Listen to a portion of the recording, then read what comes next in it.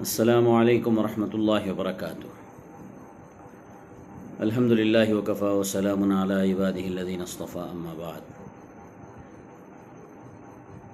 اعوذ باللہ من الشیطان الرجیم، بسم اللہ الرحمن الرحیم۔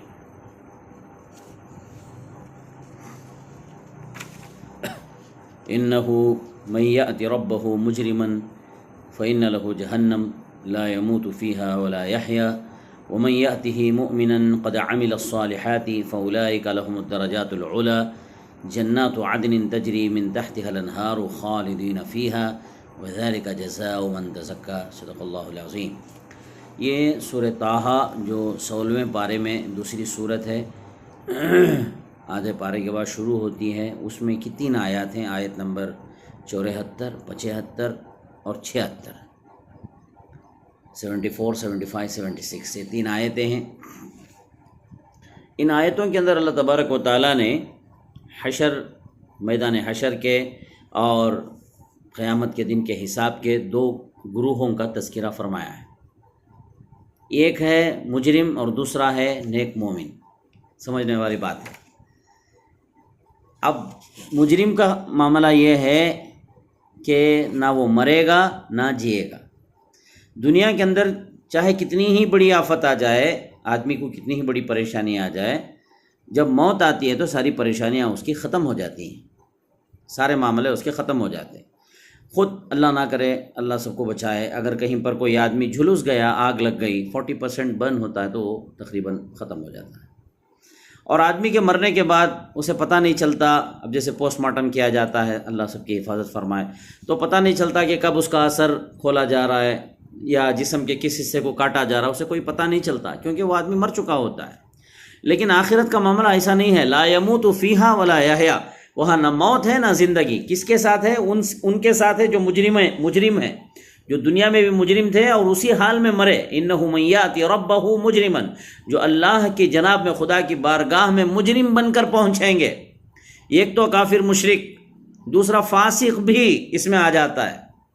گنہگار اگر بغیر توبہ کیے کہ مر گیا، ہو سکتا ہے، اللہ کی ذات سے قوی امید ہے، بھروسہ رکھنا چاہیے کہ اللہ پاک معاف کریں گے انشاءاللہ العزیز۔ لیکن اگر معاملہ حقوق العباد کا ہے تو پھر وہ تو پکڑا ہی جائے گا۔ اللہ ہے کہ جس کا معاملہ ہے وہ معاف کر دے صاحب معاملہ، یا پھر اللہ اپنی طرف سے اس کا حق ادا کر دے، وہ اور بات ہے، ورنہ اگر پکڑنے پر آ جائے تو پھر کوئی بچ نہیں سکتا، یہ طے ہے۔ تو جو بھی مجرم ہے اور اسی حالت میں، جرم کی حالت میں اگر وہ مر گیا، دنیا سے چلے گیا، اور ویسے ہی وہ اللہ کے دربار میں پہنچا ہے، قیامت کے دن اٹھا ہے، اس کا حساب کتاب ہوگا، تو اس کے لیے جہنم ہی جہنم ہے۔ فإن له جہنم لا يموت فيها ولا يحيى، نہ اس کی موت ہے نہ اس کی زندگی۔ اور ایک چھوٹی صورت ہے قرآن میں، آخر پارے میں سورہ ہمزہ کہتے ہیں، ویل لکل ہمزۃ لمزہ الذی جمع مالا وعددہ یحسب ان مالہ اخلدہ کلا لینبذن فی الحطمہ وما ادراک ما الحطمہ۔ اس کے بعد ایک آیت ہے، نار اللہ الموقدہ، اللہ کی آگ جس کو بھڑکائی گئی ہے، التی تطلع علی الافئدہ، جس کا پتہ چلے گا، اطلاع دی جائے گی کہ کب کیا جل رہا ہے، اس کا جگر جل رہا ہے، کلیجہ جل رہا ہے، وغیرہ وغیرہ۔ تو مطلب یہ ہے کہ آگ میں جلنے کے بعد وہاں موت نہیں آتی، وہاں موت کو بھی موت آ چکی ہوگی، وہاں آدمی تڑپے گا اور محسوس کرے گا، خواہ کتنا ہی سخت ترین عذاب ہو، وہ مرے گا نہیں۔ لا یموت فیہا ولا یحیا، اللہ ہمیں اس سے بچائے، اللہ تعالیٰ ایسے عذاب سے ہماری حفاظت فرمائے، نہ وہاں مرنا ہے نہ وہاں کی زندگی ہے۔ یعنی یہ ہے کہ اگر مجرم بن کر چلے گئے دنیا سے تو پھر اللہ کے پاس بڑی پکڑ ہوگی۔ ایک تو یہ ہے، یہ گرو مجرم نہ مرے گا نہ جیے گا، اسے یاد رکھو۔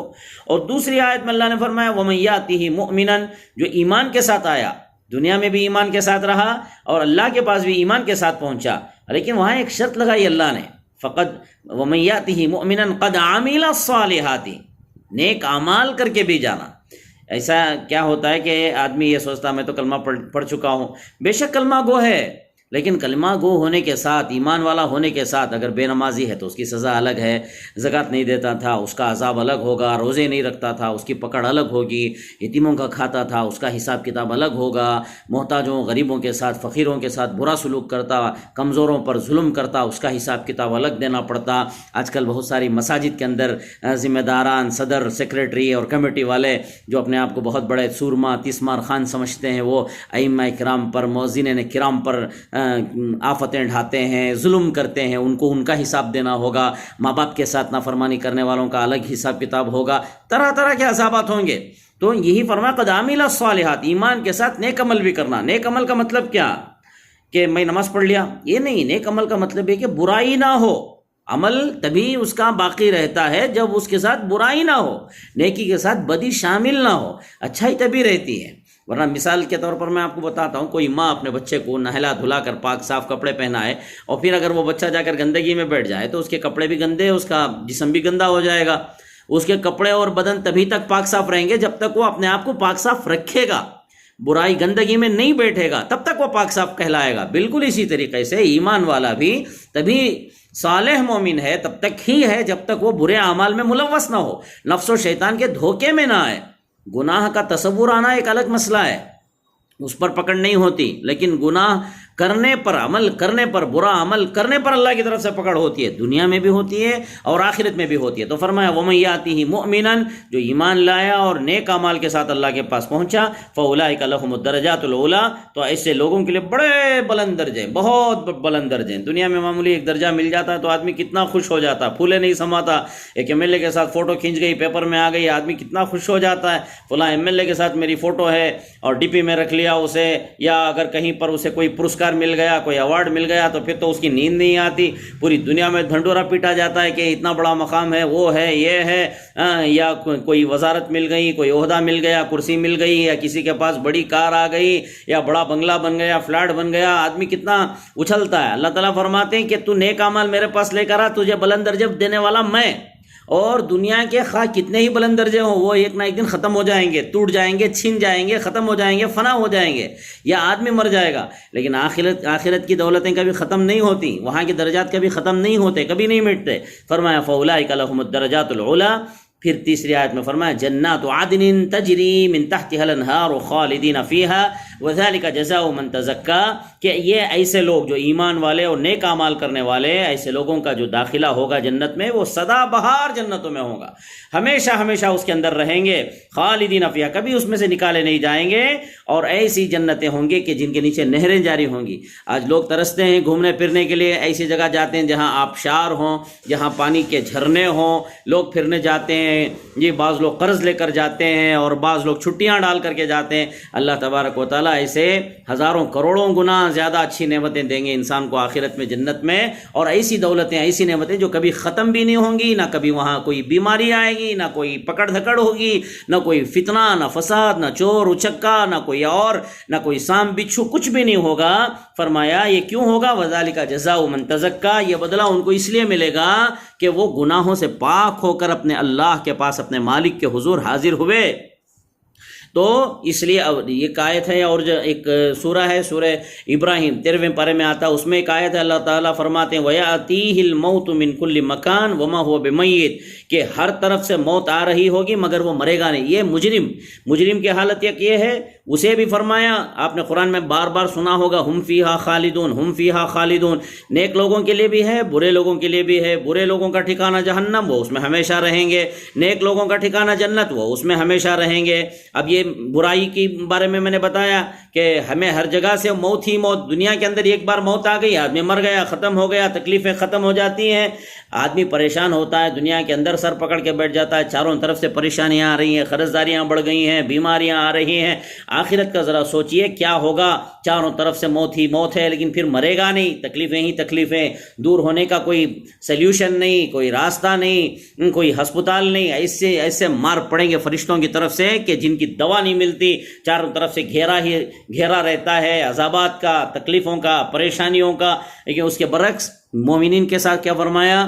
وہ سورہ واقعہ کے اندر ایک آیت ہے کہ فروح و ریحان و جنت نعیم، راحت ہی راحت ہے مومن کی زندگی میں، خوشبودار ماحول اور لا زوال، کبھی ختم نہیں ہونے والی نعمتوں کا سلسلہ ان کے ساتھ ہمیشہ ہمیشہ جاری رہے گا۔ اس کی ہمیں دنیا میں فکر کرنا، اپنے آپ کو برائیوں سے بچانا، نیکیوں کے راستے پر چلانا، اپنے نفس اور شیطان کے خلاف کام کرنا۔ نفس بہکاتا ہے، گمراہ کرتا ہے، اس کے خلاف اٹھنا، اپنے نفسانی خواہشات کی اتباع سے اپنے آپ کو بچانا، نیکیوں کے راستے پر چلانا۔ کیسے چلیں گے نیکیوں کے راستے پر؟ قرآن کے، سنت کے راستے پر چلنا، اپنے آپ کو چلانا۔